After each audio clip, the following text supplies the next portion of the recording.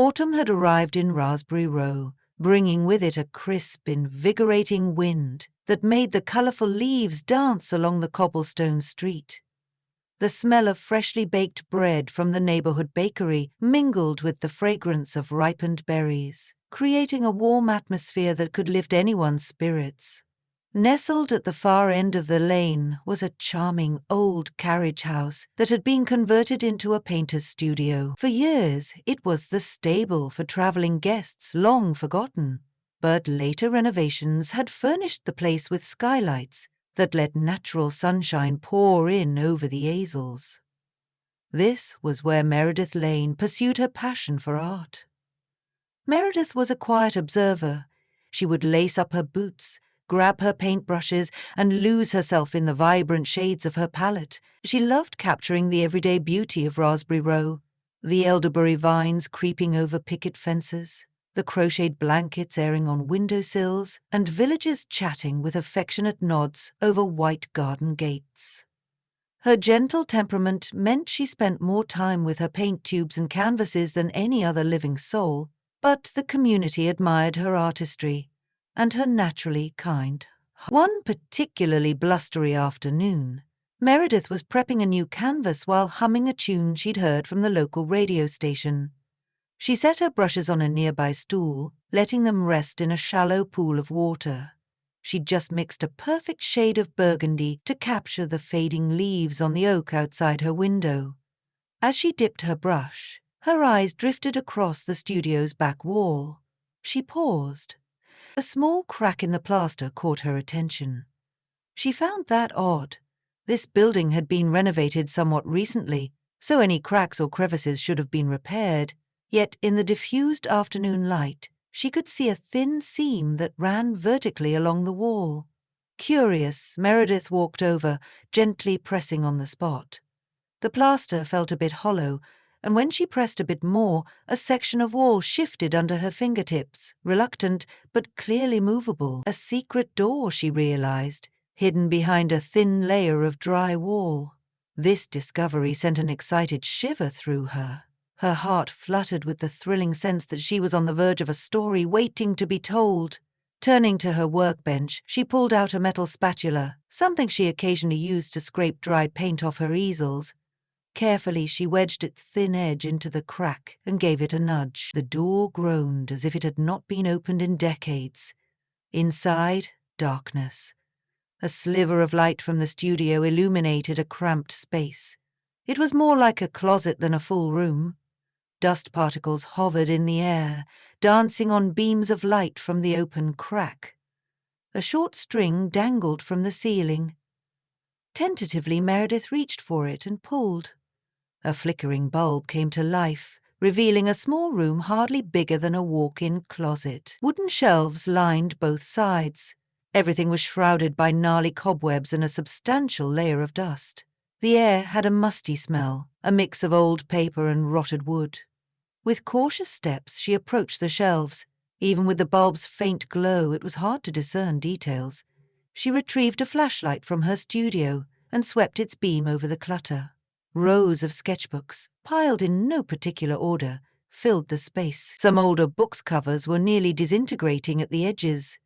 Tucked between these were loose drawings rolled into tubes, scraps of newspaper clippings, and handfuls of dried paint tubes.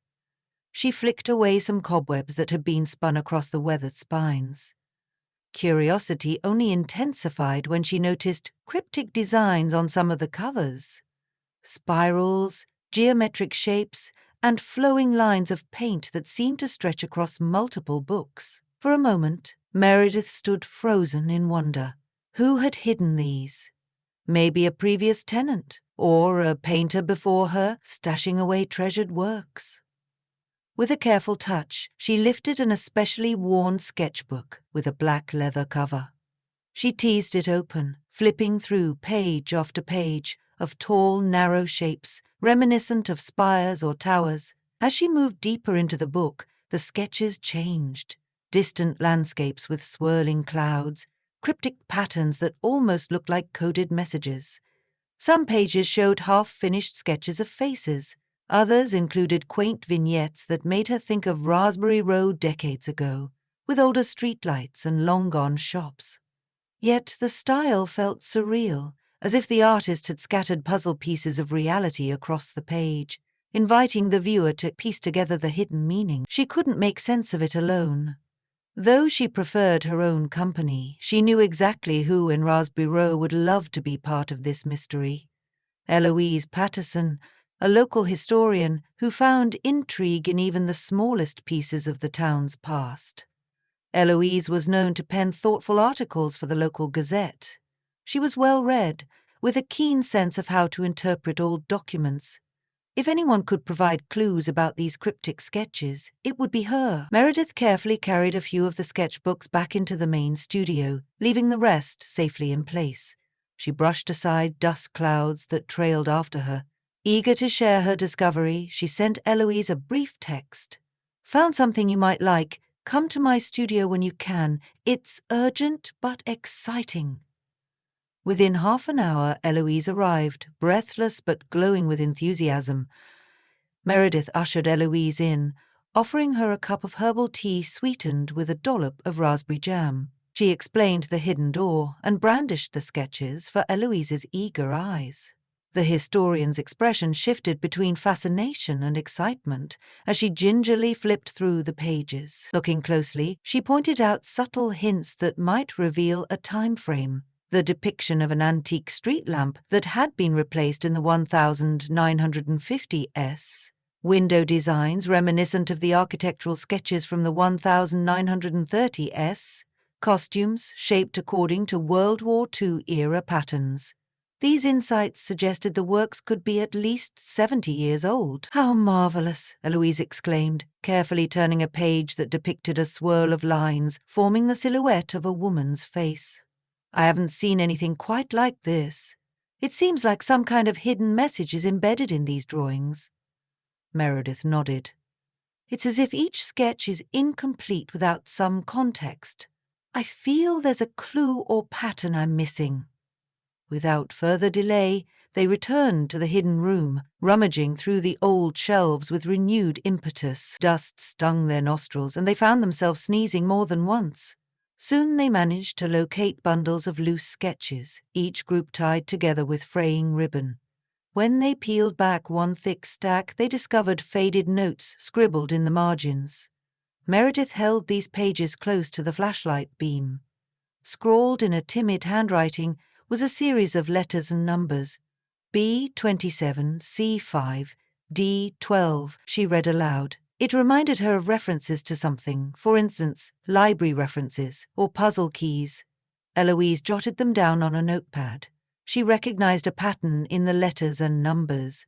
They seemed to correspond to months and days, or perhaps pages in a book, as if referencing locator codes. The question was, which book or which system the original artist was using to encode their ideas? Did it reference a composition technique? Or maybe a puzzle for a local library's archive with these bits pointing to older county records? They spent the evening cross-referencing these suspicious codes, scouring Eloise's own mini-library. Tucked in Eloise's bag was a battered volume devoted to Raspberry Row's historical architecture. She remembered that the pages sometimes listed date-based features. They pored over it, but the references didn't match. By the time late evening arrived, the pair realized they needed a bigger resource. The next morning, Meredith woke early, her mind still humming with excitement. She left her studio for a brisk walk down the lane to the Raspberry Row Historical Society, a diminutive building with a green door and ivy climbing the facade. Inside, the smell of old paper and lemon wax greeted her. An affable librarian, Mr. Berry, presided over the archives. He wore a neatly pressed vest and always had half-rimmed reading glasses perched at the tip of his nose. Eloise joined her, fresh from an early breakfast of scones. They explained to Mr. Berry a condensed version of discovering the hidden sketches, the cryptic numbers, and their suspicion that it all pointed to some local artifact or record. He listened intently, eyebrows forming a thoughtful arch. If these references are from around the 1930s or 1940s, then perhaps we ought to check the town's planning ledgers, he suggested. These ledgers contained all architectural designs, permit requests, and expansions from decades past. Once they lugged out the giant leather-bound volumes, they scoured them for the codes. Nothing quite lined up. Then Eloise noticed an old ledger listing town events, including detail about art exhibits, craft fairs, and local gatherings. She discovered an entry for Artist Society Meeting B27, dated 1937. Instantly, Eloise's eyes lit up. B27 corresponds to a meeting held on March 27, 1937. The notes read, "Presentation by E. Rowan featuring sketches referencing local secrets." She turned to Meredith. "Does Rowan ring a bell?" Meredith shook her head, but curiosity tugged at her. The cryptic sketches might be Rowan's, stashed here for some reason. She felt the gentle hum of possibility in her chest. Maybe the numbers and letters corresponded to the specific meeting notes or the events.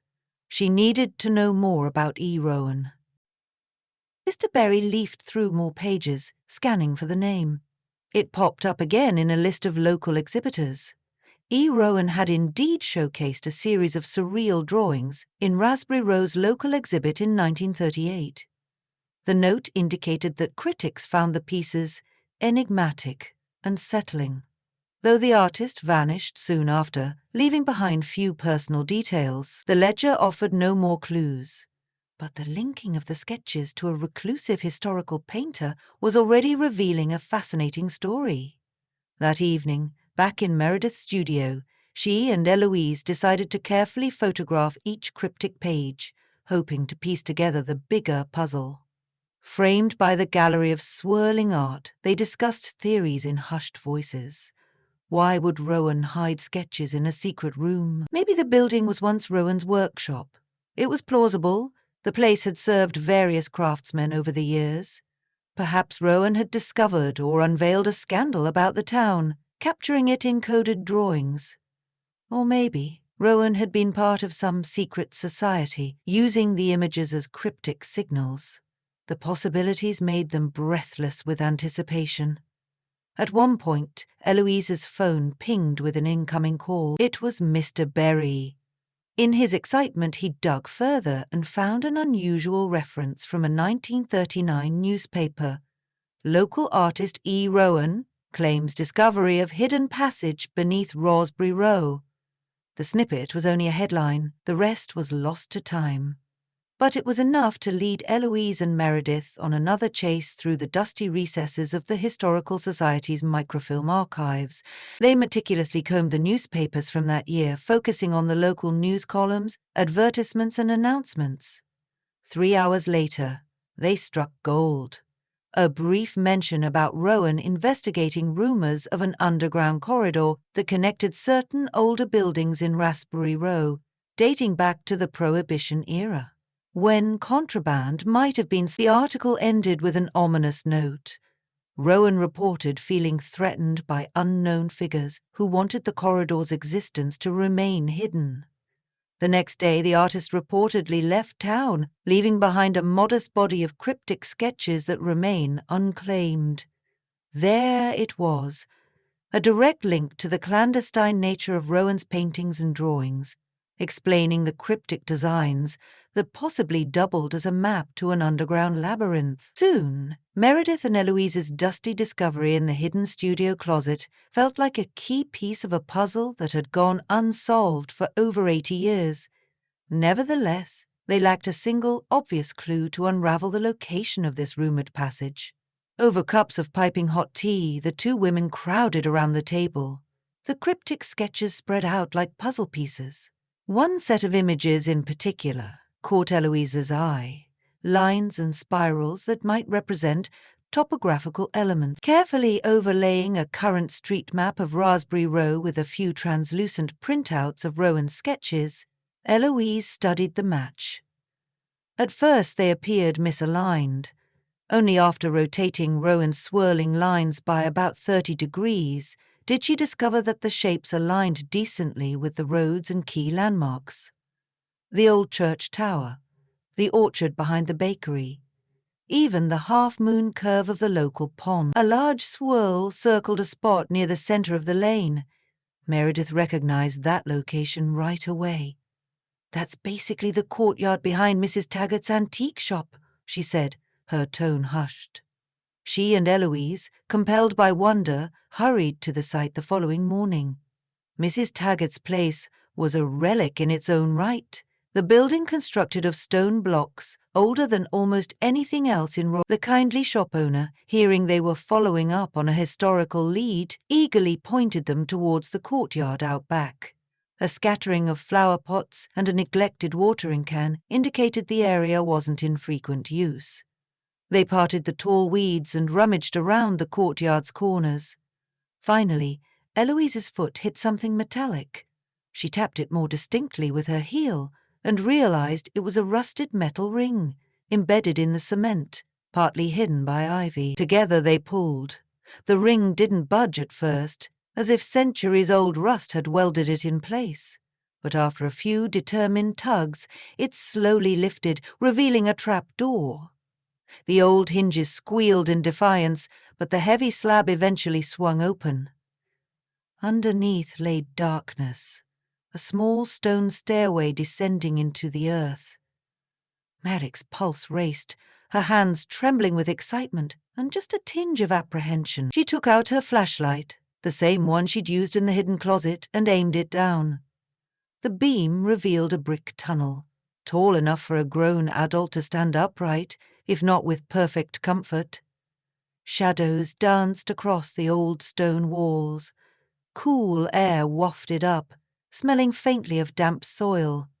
Cautiously, they stepped down. Mrs. Taggart, her curiosity piqued, stayed above, peering over the opening and calling down to check that they were all right. The tunnel, evidently part of that rumored Prohibition-era passage, stretched in two directions. One way seemed collapsed by fallen rocks or debris. The other stretched further than the flashlight beam could see. The same swirl pattern from Rowan's sketches guided them forward. As they ventured on, the temperature dropped. Water dripped from cracks overhead. Small scuttling noises hinted at creatures that resided in the darkness. But after about 100 steps, they encountered a small alcove with what seemed to be the remains of wooden crates. Empty wine bottles, some with labels so faded they were unreadable, littered the area. On the wall, faintly visible, was a painting or graffiti scrawled in chipped paint. Meredith recognized it instantly. It was a simpler version of Rowan's swirl motif, repeated in the pages of the hidden sketchbook, a swirl that encompassed an oval with jagged lines reminiscent of a stylized tower. Eloise snapped a few pictures, her voice echoing quietly. "This must be Rowan's handiwork, or at least aligned with the same theme. So maybe Rowan was down here, chronicling these passages." The swirl was carefully painted in a style that looked half surreal, half signpost. They continued around the curve of the corridor. Eventually, the path ended abruptly at a bricked-up arch. The mortar looked decades old. Maybe it led beneath another building, or to a part of town that had caved in. Given the precarious environment and the possibility of unstable structures, Eloise suggested they head back. Emerging into daylight again, both of them felt a swirl of anticipation. Now they had proof that Rowan's cryptic sketches were more than just art. They were a record of Raspberry Row's hidden tunnels and secrets. Yet many questions remained. Why had Rowan vanished so abruptly? Where else might these passages lead? And who feared these sketches enough to make Rowan hide them in a sealed closet? Over the following weeks, Meredith fell into a comfortable routine of painting by day and researching these mysteries by night. Knowing the dusty labyrinth was lying right underfoot made the entire street feel more magical, as if each structure held a secret. Raspberry Row, though small, suddenly appeared immeasurably layered. In the end, her own painting began to blossom with new energy. She introduced swirling lines in her backgrounds, dabbed cryptic shapes amid cityscapes, echoing Rowan's version of hidden messages. Meanwhile, Eloise wrote an article for the local newspaper, the Raspberry Gazette, explaining the outlines of their discovery in a measured tone. "Recent finds suggest past tunnels," the headline read, highlighting the shared heritage of the town while omitting the exact details that might prompt treasure hunters to descend in droves. She included references to Rowan's sketches, praising the artistry and preserving the sense of wonder. The response was immediate and enthusiastic. People in the neighborhood felt proud to learn that their beloved Raspberry Row offered not just scenic charm, but historical intrigue as well. In gratitude for Meredith's permission to share the tale, the community organized a small, informal exhibit in her studio, debuting selected pages of the cryptic sketches. Eloise curated the event, carefully placing Rowan's artwork alongside some of Meredith's contemporary paintings that had clearly been inspired by them. Strings of fairy lights illuminated the space, casting warm reflections on the polished wooden flooring. Neighbors milled around, sipping hot cider or nibbling on fresh-baked berry tarts. The gentle hum of conversation filled the air. Meredith watched from the corner of the studio, feeling an unusual wave of excitement. Typically, she was a bit shy at such gatherings, but seeing everyone's delight warmed her heart. "This is spectacular," someone said, pointing to one of the sketches of swirling shapes. "I can't believe this was just hidden here for decades." Another visitor asked Meredith about how she felt finding the cryptic drawings. "It was quite an adventure," she replied modestly. "I suppose they were waiting for the right person to discover them. Perhaps they were." For all her introspective tendencies, Meredith had, indeed, been the perfect person to honor Rowan's hidden legacy, paying it forward to the community without exploiting it for personal gain. She felt a subtle kinship with the mysterious painter from decades ago, someone who saw the deeper story behind Raspberry Row's peaceful facade, capturing it in lines and reference codes. She wondered if Rowan, threatened by the secrets of a past era, had been forced to seal these sketches away. Now, at last, they were freed, bringing new life to this little lane. Near the end of the evening, after the guests had drifted out, Eloise and Meredith shared a final cup of tea in the quiet studio, with the warm lamplight flickering across the walls. The dusty hush of undiscovered secrets had been replaced by a sense of closure and excitement for what might still lie beneath the cobblestones. "I keep thinking about Rowan," Meredith mused. "It's like we finally gave that artist's voice a place to be heard." Eloise nodded. "Sometimes that's all history needs, someone to care enough to acknowledge it." She pulled on her coat, smiling. "Something tells me that this is only the beginning. There might be more to find if we keep digging." Meredith glanced toward the hidden door in the back wall, recalling the hush of that sealed closet and the hush of those cryptic lines in the darkness beneath the town. "Perhaps," she said, her voice floating softly in the stillness. "But for now, I'm content knowing the secrets have seen the light of day and have brought new inspiration to everyone in Raspberry Row." And with that, the two friends bid each other good night, the hush of the studio returning as the final guests departed. A piece of history had been unveiled, stretching a fragile, shimmering thread between the past and the present. Meredith listened to the creaks of the old building as she tidied up, thinking of Rowan's pen carving cryptic shapes under flickering lamplight so many years ago. Above her, through the skylights, the autumn moon cast soft beams onto her fresh canvas, awaiting a new masterpiece, one inspired by hidden doors, secret tunnels, and the indelible art of a painter who'd once called Raspberry Row home.